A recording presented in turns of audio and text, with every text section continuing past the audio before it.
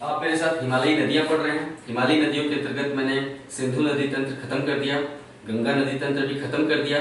आज आप मेरे साथ ब्रह्मपुत्र नदी का अध्ययन करेंगे। पहला पॉइंट, ब्रह्मपुत्र नदी 3 देशों से होकर प्रवाहित होती है, चाइना, भारत और बांग्लादेश। मैंने ये पूर्वोत्तर भारत बनाया है। आप ध्यान से देखेंगे कि पूर्वोत्तर के जो 8 राज्य हैं पूर्वोत्तर भारत के, उनको मैंने रेखांकित किया है। ठीक है, तो ब्रह्मपुत्र नदी 3 देशों से होकर बहती है, चाइना, भारत और बांग्लादेश। ब्रह्मपुत्र नदी को 4 अलग अलग नामों से जाना जाता है। चाइना के तिब्बत पठार पर सांगपो, अरुणाचल प्रदेश में जब प्रवेश करती है तो दिहंग नदी, असम घाटी में इसे ब्रह्मपुत्र नदी कहते हैं और बांग्लादेश में जमुना नदी कहते हैं। यानी सांगपो, दिहंग, ब्रह्मपुत्र और जमुना, 4 नामों से ब्रह्मपुत्र नदी जानी जाती है। ब्रह्मपुत्र नदी हिमालय के उत्तर में तिब्बत पठार पर मानसरोवर झील के पास से निकलती है और आप लिखते जाइए, नेक्स्ट पॉइंट बोल रहा हूं।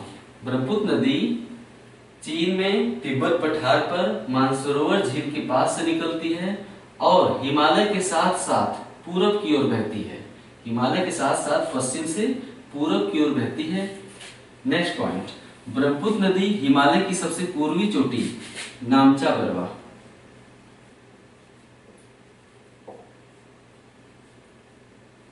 ब्रह्मपुत्र नदी हिमालय की सबसे पूर्वी चोटी नामचा बरवा के समीप यू टर्न लेकर अरुणाचल प्रदेश में प्रवेश करती है। ठीक, नेक्स्ट पॉइंट, ब्रह्मपुत्र नदी अरुणाचल प्रदेश में वृहद हिमालय को काटकर एक गहरे खड्ड का निर्माण करती है। वृहद हिमालय को काटकर एक गहरे गार्ज का निर्माण करती है। वृहद हिमालय खड़ा है, बीचों बीच काटकर, यानी ब्रह्मपुत्र नदी यहाँ बहती है। ये गार्ज है, खड्ड, गार्ज या खाई जो भी कहिए, या कैनियन। तो अरुणाचल प्रदेश में वृहद हिमालय को काटकर एक गहरे खड्ड का निर्माण करती है, जिसे हम दिहंग गार्ज कहते हैं। दिहंग गार्ज, उसे हम दिहंग गार्ज कहते हैं। दिहंग गार्ज कहाँ है? अरुणाचल प्रदेश में। किस नदी पर है? ब्रह्मपुत्र नदी पर।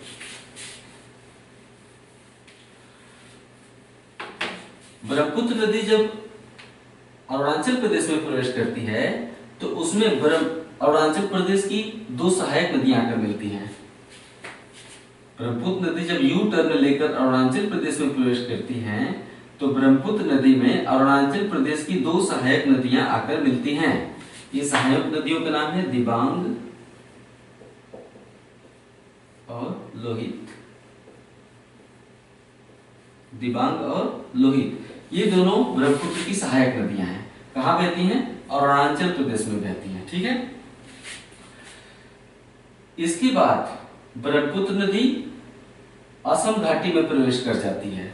असम घाटी के मैदान में देखिए, हिमालय भारत के उत्तर में, तो जो अरुणाचल प्रदेश है वो ये है, ये इलाका जो है अरुणाचल प्रदेश का है। ठीक है, ठीक, ये जो इलाका मैंने बनाया ऊपर का बॉर्डर के ऊपर, ये पूरा अरुणाचल प्रदेश है। तो पूरा का पूरा अरुणाचल प्रदेश तो पहाड़ी है। ठीक है, क्योंकि हिमालय जो है अरुणाचल प्रदेश में प्रवेश कर जाता है और फिर जब दक्षिण की ओर हिमालय मुड़ता है तो पूरा का पूरा अरुणाचल प्रदेश पहाड़ी हो जाता है। लेकिन और ये जो है ये शिलांग पठार है ना, ये जो है आपका शिलांग पठार है ना। दक्षिण में पठार और उत्तर में पहाड़, हिमालय। तो जो असम का जो क्षेत्र आपको दिखाई दे रहा है, असम का क्षेत्र यहाँ तक चलाता है। तो ये जो पूरा असम का क्षेत्र है, यहां से लेकर इस बिंदु से लेकर इस बिंदु तक पूरा का पूरा असम घाटी है, अर्थात समतल मैदान की तरह है। कल्पना करना होगा।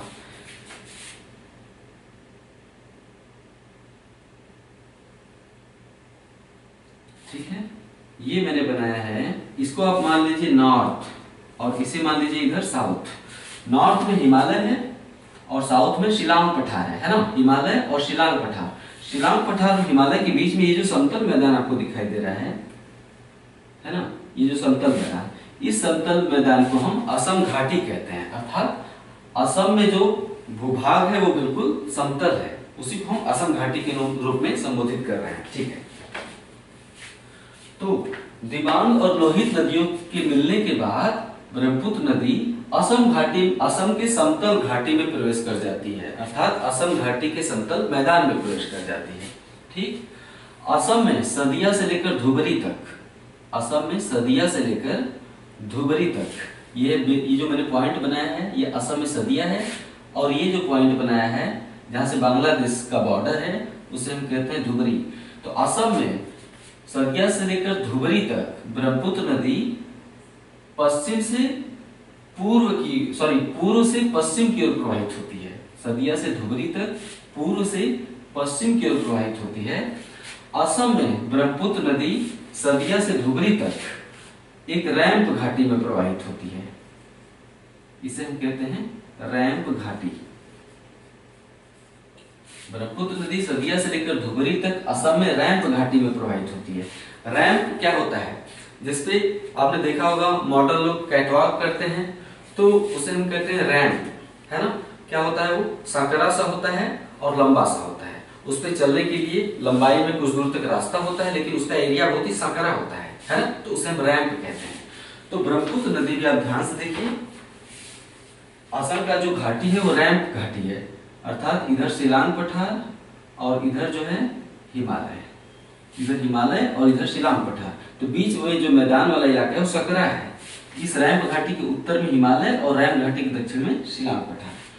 तो आप इसको ऐसे लिखेंगे कि असम में ब्रह्मपुत्र नदी सदिया से लेकर धुबरी तक पूर्व से पश्चिम दिशा में एक रैंप घाटी में प्रवाहित होती है ना। इस रैंप घाटी के उत्तर में हिमालय है और रैंप घाटी के दक्षिण में शिलांग पठार है। ठीक, नेक्स्ट पॉइंट, असम में ब्रह्मपुत्र नदी गुम्फित जलमार्ग बनाती है। गुम्फित जलमार्ग बनाती है। इस गुम्फित जलमार्ग में ब्रह्मपुत्र नदी के बीच में कई नदी द्वीप पाए जाते हैं। कई नदी द्वीप, बहुत से ऐसे द्वीप हैं जो पानी से बाहर उठाए हैं, है ना। तो कई नदी द्वीप पाए जाते हैं। इन नदी द्वीपों में लैफिस माजुली, केवल माजुली लिखिए, इन नदी द्वीपों में माजुली सबसे बड़ा द्वीप है। यहाँ पे ये जो काला सा बड़ा सा पॉइंट मैंने बनाया है नदी के बीचों बीच, तो असम में ब्रह्मपुत्र नदी में अनेक नदी द्वीप पाए जाते हैं, जिनमें से माजुली सबसे बड़ा द्वीप है। हाल ही में Guinness book of world record ने माजुली को दुनिया का सबसे बड़ा नदी द्वीप घोषित किया है। सबसे बड़ा नदी द्वीप, द्वीप नहीं, सबसे बड़ा नदी द्वीप घोषित किया है माजुली को। असम जो राज्य सरकार है, असम की सरकार ने माजुली को नदी जिला घोषित किया है, यानी असम के सभी जिलों में एक जिला कौन सा है? माजुली। तो असम सरकार ने माजुली को नदी जिला घोषित किया है, जो कि भारत का एकमात्र नदी जिला है। ठीक, एकमात्र नदी जिला है। ठीक है,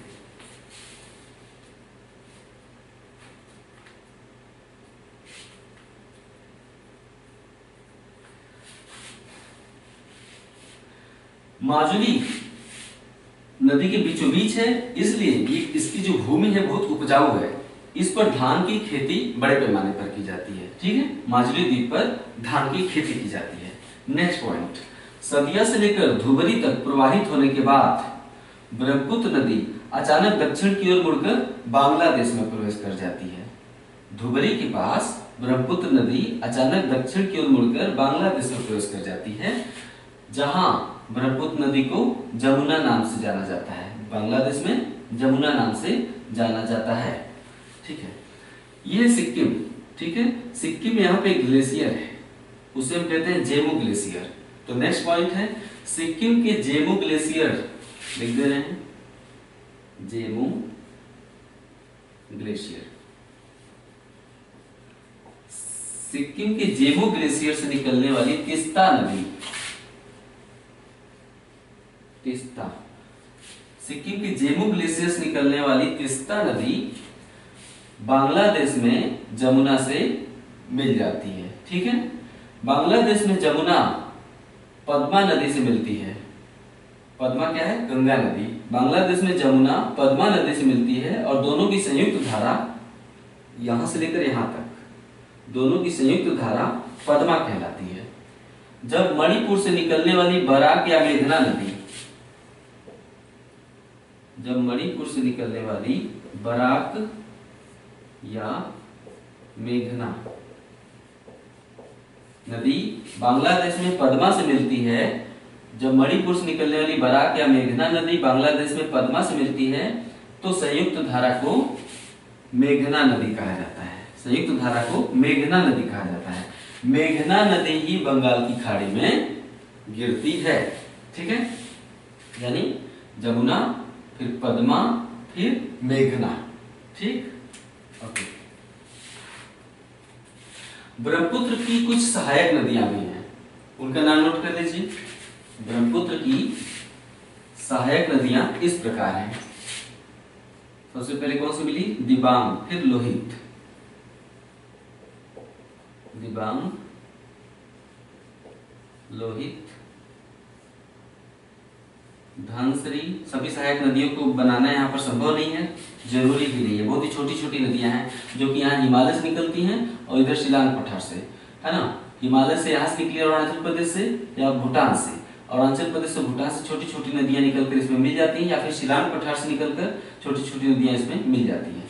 तो उनको बनाना बहुत ही जरूरी नहीं है। ऐसा कभी प्रश्न नहीं पूछा गया कि ब्रह्मपुत्र की ये वाली सहायक नदी किस रास्ते से होकर गुजरती है या कहाँ से निकलती है ना, ऐसा कुछ नहीं पूछा जाएगा। सिर्फ नाम पूछा जाता है कि धनश्री किसकी सहायक नदी है ना। धनश्री और दूसरा है सुबानसिरी। धनश्री, सुबानसिरी। अगली है जिया भरेली, नाम थोड़ा इसका अटपटा है। जिया भरेली। अगली सहायक नदी है पगला दिया। पढ़कर नाम थोड़ी हंसी भी आएगी, लेकिन यही नाम है इसलिए मुझे लिखाना पड़ रहा है। जिया भरेली, पगला दिया। अगला है मानस, मानस नदी और तीस्ता नदी, और एक और है पिथुमारी।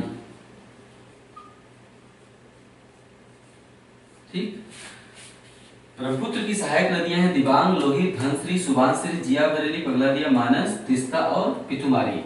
ठीक है, जिनमें से तीस्ता नदी के विषय में आपने जाना कि जेमो ग्लेशियर से निकलकर बांग्लादेश में मिल जाती है। एक मानस नदी भूटान से निकलती है। मानस नदी भूटान से निकलकर असम में ब्रह्मपुत्र नदी से मिलती है। ये हो गया ब्रह्मपुत्र नदी। छोटा सा अध्याय था, छोटा सा वीडियो। ब्रह्मपुत्र नदी के बाद साथ ही आज हिमालय की नदियां समाप्त। जस्ट इसका अगला वीडियो प्रायद्वीपीय भारत की नदियों पर होगा, जो कि हिमालय से कहीं अधिक आसान है पढ़ने में और इंटरेस्टिंग भी है। तो इंतजार करिए। नमस्कार।